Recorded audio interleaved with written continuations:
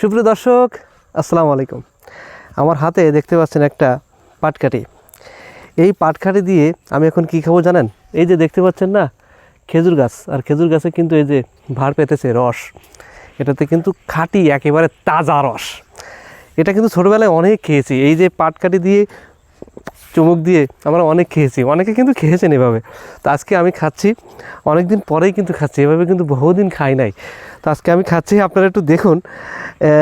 বিশেষ করে গ্রাম অঞ্চলে যারা বসবাস করেন, আসলে গাছে ওঠাও তো খুব টাফ।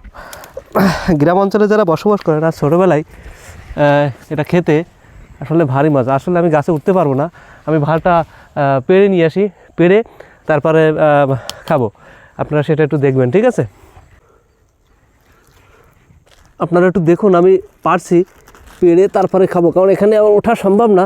গাছটা যদিও ছোট, তারপরেও এই খাঁটি তাজা রস খেতে যে কি মজা।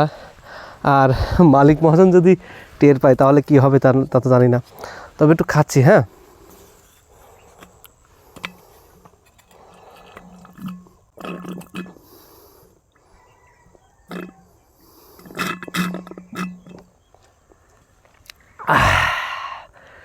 তৃপ্তি সহকারে খেলাম, এতটাই স্বাদ এই রসে, মিষ্টি, সেটা বলে বোঝাতে পারবো না।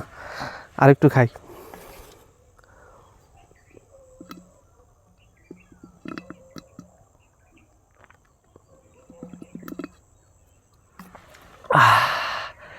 সেই স্বাদ। যাই হোক সুপ্রিয় দর্শক, যশোর জেলার ঐতিহ্য এই খেজুর গাছ, আর যশোর জেলার ঐতিহ্য খেজুরের রস। সবাইকে দাওয়াত রইল, যশোরে আসবেন, খেজুরের রস খাবেন, খাঁটি টাটকা রস, একেবারে তাজা রস খেলাম, প্রাণ ভরে, মনটা ভরে গেল। সবাইকে ধন্যবাদ।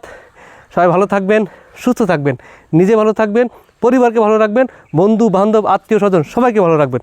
সবাইকে আসসালামু আলাইকুম।